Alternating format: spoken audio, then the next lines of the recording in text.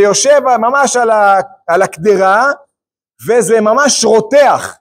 כשזה רותח, אז זה טוב, אז זה חזק כזה וטוב, כן? אני זוכר את סבא שלי עליו השלום, היה מגיע אלינו, כשהייתי ילד, היה מגיע אלינו בליל פסח, בערב פסח, היה מגיע אלינו ליל הסדר, ואז אמא שלי, שתהיה בריאת הרחמים, הייתה מכינה לו תבשיל כזה של סלק, היה שותה את זה ככה רותח, כאילו מרק כזה ששותה את זה רותח, זה ממש מזכיר את הגמרא הזאת, דווקא כשזה רותח, אז זה מועיל ככה חבל על הזמן. אמר רב פאפא, פשיטא לי, עכשיו הנה, רב פאפא מדבר עכשיו גם על החוזר לשלקות האלה, מאיה דסילקה כסילקה, כן, מי סלק, שבישלו את זה, הכוונה זה כמו סלק לעניין הברכה, שכמו שעל הסלק אתה מברך בורא פרי האדמה, כך גם על המים שלו, על המים שבישלו אותו, ומאיה דליפתא, כן, שלפת כליפתא, אותה ברכה, ומאיה דקולו שלקה ככולו שלקה, כן, וכל השלקות, כל הירקות שבישלת אותם, הם מקבלים את הברכה של הירק. איך? בדיוק, תדין של פרי האדמה. באי רב פאפא, מאיה דשיבתא, כן, מים של שבט. שבט זה גם סוג של איזה ירק כזה, זה תבלין כזה, כן, שזה ירק שלא אוכלים אותו, אלא זה יותר לתבלין כזה. היו לוקחים אותו ומשלים אותו, אבל זה יותר לתבלין, לתת טעם כזה. שואלת הגמרא, מה הדין שלו? למתוקי טעמה עבדי, או לעבור זוהמה עבדי? כן, שואלת הגמרא, האם זה בא למתק ולתת טעם ממש, או שזה רק בא לעבור זוהמה, להעביר את הטעם הלא טוב, או כל מיני דברים לא טובים שיש בתבשיל, את המרירות, כן? זאת אומרת, האם זה בא רק למנוע לי טעם לא טוב שיש, או בא לתת טעם שלא ממש? הכוונה, האם זה בעצם, נקרא לזה סור מרע רק, או שזה גם מעשה טוב? כן, האם זה רק בא להוריד טעם לא טוב, או שזה גם בא לתת טעם טוב? מה? אז זהו, אם זה בא לתת טעם לא טוב, זאת אומרת, להוריד את הטעם הלא טוב, זה גם לעשות טוב, נכון, אבל זה, לעניין הזה, בעצם הוא לא נותן טעם בפני עצמו, הוא רק מסיר את הטעם הלא טוב. אבל אם הוא נותן טעם בפני עצמו, יש לי כבר טעם שלו, זה כבר דורש ברכה. בסדר? אומרת הגמרא תשמע, בוא תשמע, כן, זה תשובה, השבט משנתנה טעם בקדרה, אין בה משום תרומה ואינה מטמא תרומת אוכלים, שמע מינה למתוק את טעם ההבדלה שמע מינה. אומרת הגמרא למסקנה שהשבט הזה זה בא לתת טעם, וזה לא בא רק להעביר טעם שלילי, אלא זה בא לתת טעם חיובי שלו, ולכן זה גם כן צריך לקבל את הטעם של בורא פרי האדמה, אם שמו את זה בתוך התבשיל. עכשיו עד לכאן די סיימנו את העניין של השלקות הזה, בסדר? עכשיו הגמרא עוברת טיפה לדון על ברכות של לחם. בואו נראה שנייה כמה נקודות לגבי לחם. בשלקות, אם זה מבושל ולא סחוט, תמיד זה מקבל את הדין שזה פרי האדמה. ברוב המקרים זה מקבל ברכת בורא פרי האדמה. כן, בסדר? אמר רב חייא בר אשי, פת צנומה בקערה, פת צנומה הכוונה היא יבשה, שרו אותה בתוך קערה, בסדר? אבל הכוונה, הדגש פה זה שהפת הזה זה פרוסה חתוכה, זה לא לחם שלם, צנים, אלא זה פרוסה חתוכה, מברכין עליה המוציא. מה החידוש? ברור שמברכים עליה המוציא, אלא מה החידוש? שלמרות שהיא חתוכה, זה אולי למה שסגיר רמז מקודם, ניבא ולא יודע מה ניבא, הוא יודע מה הוא ניבא, הוא סתם מצטנע, כן? שהפת, למרות שהיא חתוכה, מברכין עליה המוציא. עוד רגע, שלמרות שהיא חתוכה, אז בוא נראה, כי ברגע שהפת, הלחם, הוא חתוך, זה פחות טוב לעניין הברכה. זאת אומרת, אם עכשיו לדוגמה אני בא לבצוע לחם, עדיף שאני הגמרא תגיד את זה עוד מעט, וגם נקרא את זה בהלכה בעזרת השם, אבל עדיף שהברכה תהיה כשהפיתה, כשהחלה, כשהלחמניה עדיין שלמה, זאת אומרת, אתה אומר לך, מוציא לחם מן הארץ, ורק אז אתה עושה איזה פנס, איזה חתיכה. תמיד, תמיד. אם הלחם, לא, שוב, זה עדיף. זה לא שזה בעיה. יש לך לחם פרוס ואין לך לחם פרוס, אבל אני אומר, אם אתה יכול, יש לך אפשרות עכשיו לבצוע את הלחם, כן, למה? זה לעניין החשיבות של הברכה. זאת אומרת, נכון, נכון, נכון. פשוט זה פחות נפוץ בברכות אחרות. פחות נפוץ, אדם לא יאכל עכשיו חתיכה של, לא יודע מה, של קורסון בדרך כלל. נכון? נכון. עדיף תמיד, נכון מאוד, עדיף תמיד לברך על השלם. מצד המעלה של הברכה, יותר מכובד לברכה להיות על משהו שלם. זה הנקודה. היא לא שלמה, היא פרוסה, בעצמך אתה אומר, היא פרוסה. היא חתיכה משלם. אתה צודק, שוב, זה לא שזה הוריד את הברכה למשהו אחר, אבל יש יותר מעלה, יותר כאילו, יותר יפה נקרא, יותר משובח, מהודר, לברך שזה שלם, יותר בפסון מה שנקרא, כן, יותר... אבל בשבת זה מעקב? או, בשבת זה אם אין לך אפשרות אחרת, למה, ללחם משנה אתה מדבר? בשבת אני יכול לעשות שתי פרוסות של לחם פרוס, אם אין לך משהו אחר, אתה יכול, אבל לכתחילה ודאי שעדיף לך על פיתה שלמה, על לחמניה שלמה, על חלה שלמה. רק אם אין לך, אז אין. דרך אגב, אם כבר העלית את הנקודה... איך? לא, אבל עדיף על לחם. כן. אם אין לחם, אז כן. אם כבר העלית את הנקודה הזאת, לדוגמה, אדם יש לו פיתה במקפיא, בשבת נגיד, בסדר?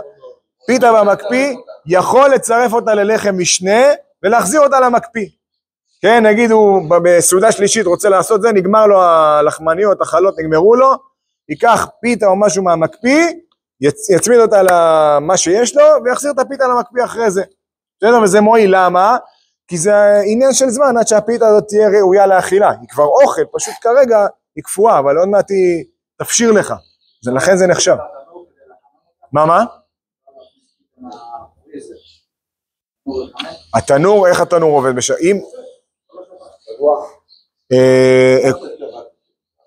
על פלטה נגיד, אז כן, אז אפשר להפשיר אותה, כן. בתנור, אנחנו גולשים, בתנור יש גם עניין של מטמין, כן, מטמין קצת, אבל זה עוד שיעור שלם בפני עצמו. לא, מבחינת החימום לא, אבל התמנה יש פה עוד עניין שצריך לדון עליו, בסדר, אז זה... אז לכן, נכון, לכן זה יכול להיות שזה כן מותר היום. כן, שם בחוץ. בסדר, אני בכוונה לא רוצה להיכנס לעוד עניין התמנה, זה שיעור שלם בפני עצמו. איך? במצבים מסוימים, קודם כל צריך, אם רוצים שהתנור ישמש כפלטה, אז צריך גם לשים איזשהו עקר על הכפתורים. למה? כי יש לנו חשש של חוטא בגחלים, זה נקרא. מה הכוונה? שלא יבוא לשנות את העוצמה, שלא יבוא לשחק עם הזה. לכן גם אם אדם רוצה להשתמש בתנור, נגיד שאנחנו פותרים את דין ההטמנה, צריך לשים איזשהו עקר, לדוגמה שבת או טס מתך, משהו שיהיה פה עקר שהוא לא יבוא לשחק עם הכפתורים, לשנות את העוצמה. עדיין, לא משנה, עדיין, זה... ללחוץ, לא משנה. אין בעיה, אבל עדיין, זאת אומרת, מהרגילות, החשש הוא שמהרגילות שלך להתעסק עם התנור, אתה תבוא ותתחיל לשחק איתו. בפלטה אין לך מה לשחק, פלטה זה ככה, זה סטטי, אין מה זה. בסדר, אז בעיקרון בתנור, אם עושים את העקרים האלה, אז יכול להיות שזה כבר יהיה מותר. איך? נכון, עם הכיסוי אתה מדבר. אם מכסים את זה לגמרי מכל הכיוונים, נכון. הנה פה, זאתי.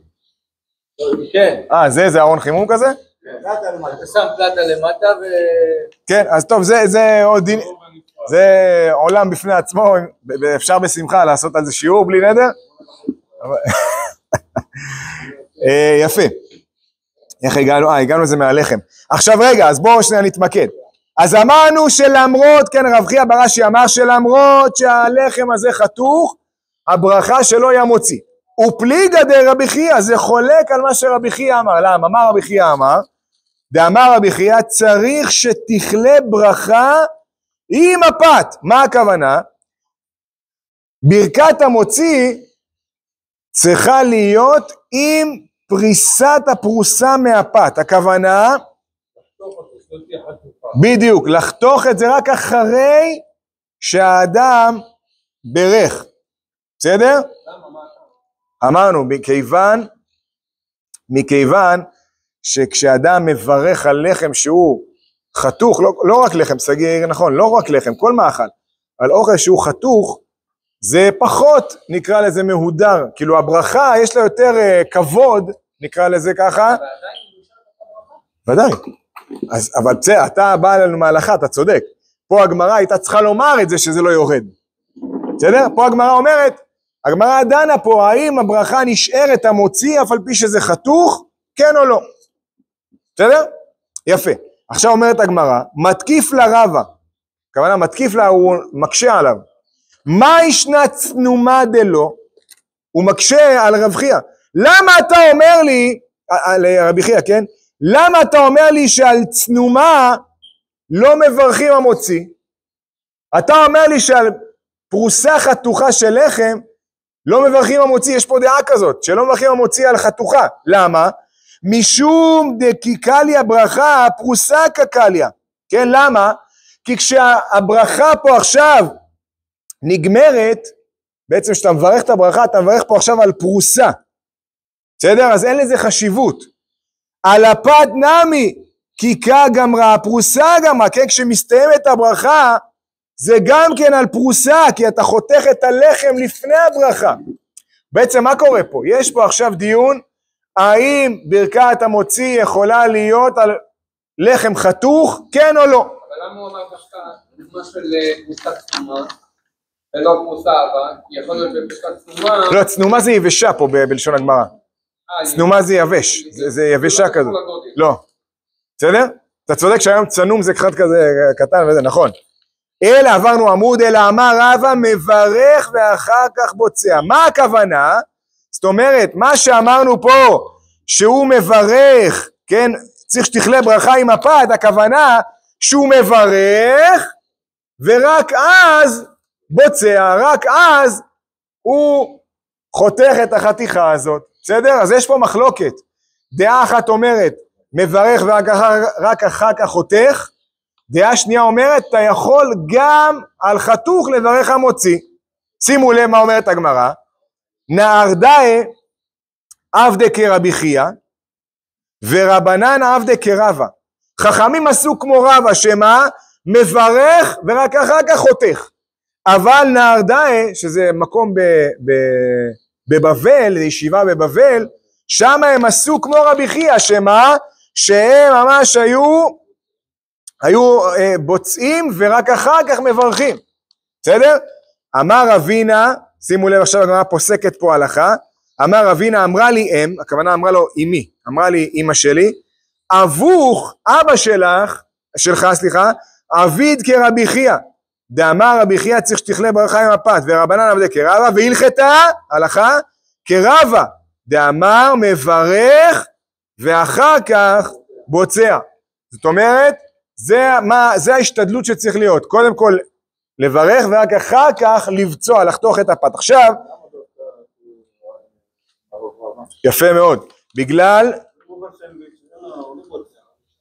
איך? נו, סנדוויץ' זה שלם, מה? לא, בסדר, הכוונה, יפה, זה הערה טובה, הכוונה שהאם אני צריך להקפיד דווקא עכשיו, בוצע אתה גם יכול לתת ביס, זה גם נקרא פציעה, בסדר? זה הנקודה. שאלת למה עשו דווקא כרבא? מכיוון שחכמים עשו כמוהו, חכמים זה רבים, בסדר? חכמים זה רבים וזה פסיקת הלכה בעצם, כשיש לי יחיד ורבים הלכה כרבים. עכשיו אני פותח רגע שולחן ערוך, שולחן ערוך אומר כזה דבר, אם נקרא את ההלכה, אומר השולחן ערוך, בוצע בפת במקום שנאפה היטב, בסדר? ויחתוך פרוסת הבציעה, וצריך לחתוך מעט, שאם יאחוז בפרוסה יעלה שאר כיכרים, עוד שנסביר ונדקור את מה שרצינו, שאם לא כן חשוב כי פרוסה. רגע, הנה, ויניחנה מחוברת לפת והתחיל לברך, הנה, ואחר שסיים הברכה, אחרי שהוא סיים לברך, יפרידנה, יחתוך, כדי שתכלה הברכה בעוד שהפת שלם. זאת אומרת, הברכה צריכה להיות שהפת שלמה. מה?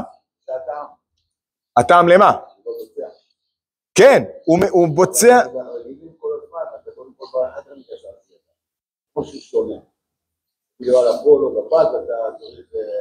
נכון, אבל עוד פעם תחדד את השאלה. בדרך כלל, קודם כל מבקרים, ואז יש נעשה, נורידים. נכון. פה אני לא יכול לקרוא למוציא לכם, ואז מוציא. נכון. אותו דבר, כאילו, למה זה שווה? מה אתה בא לי מטעם אחר? כאילו, מה? למה מדגישים? לא, הבנתי מה שאתה... נכון, זה היה הדיון. מה אתה מחליט הוא אומר, לא הייתי חושב על זה. אני אגיד לך למה, זה... יפה מאוד, העליתם פה נקודה מאוד חשובה, ממש, אני ממש, האמת, יש פה ממש לימוד פורה.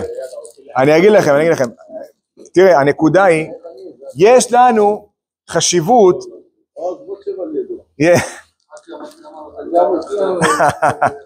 יש לנו חשיבות לעשות כמה שיותר סמוך לברכה לאכול. זאת אומרת, לא לדחות שלא יהיה הפסק גדול בין הברכה לבין האכילה.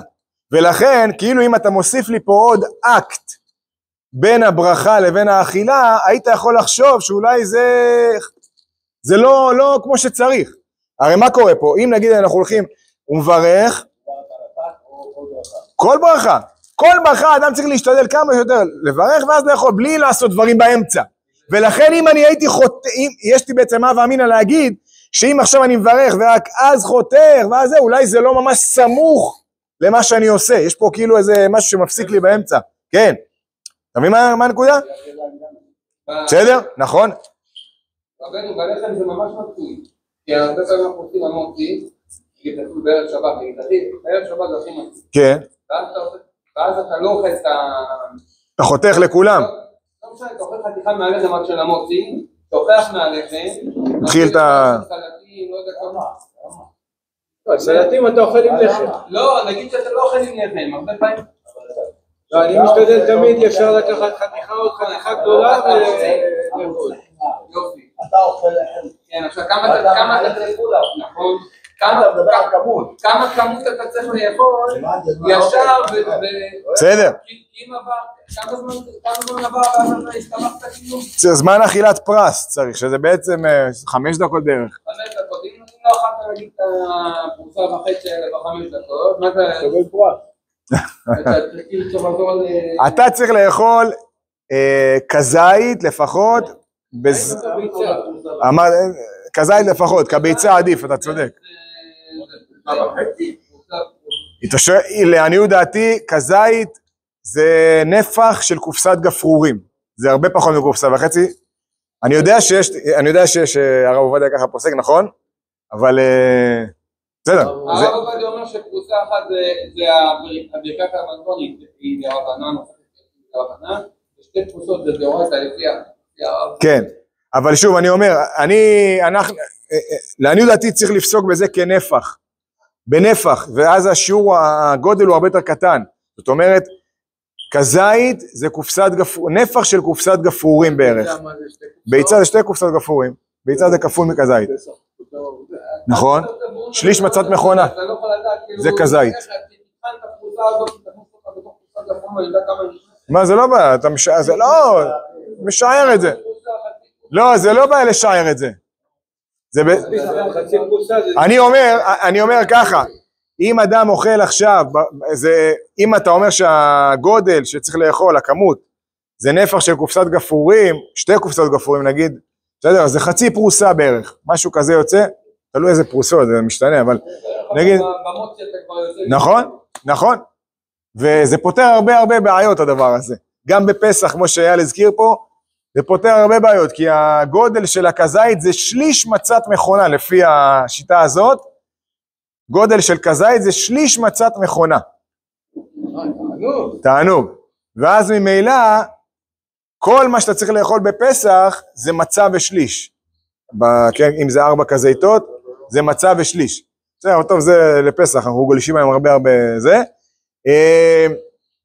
בסדר, אז נסכם. אדם צריך להשתדל את הברכות שלו לברך על מאכל שלם, אם יש לו אפשרות. אם אין לו אפשרות, זה גם בסדר, כן? אבל לכתחילה של הלכתחילה, אם יש לו לחמניה שלמה, פיתה שלמה, תפוח שלם, לא משנה, כל דבר שזה, עדיף להשתדל ולברך על זה, על השלם, מאשר על משהו שהוא חתוך. בסדר? זה ככה בנקודה הזאת. אנחנו נעצור כאן לפעמים מנחה בעזרת השם. ברוך אדוני לעולם, אמן ואמן. רבי חנינא בן עקשיא רצה הקדוש ברוך הוא, לזכות את ישראל, לפיכך, הרבה עליהם תורה ומצוות שנאמר, אדוני חפץ למען צדקו, יגדיל תורה ויאדיר.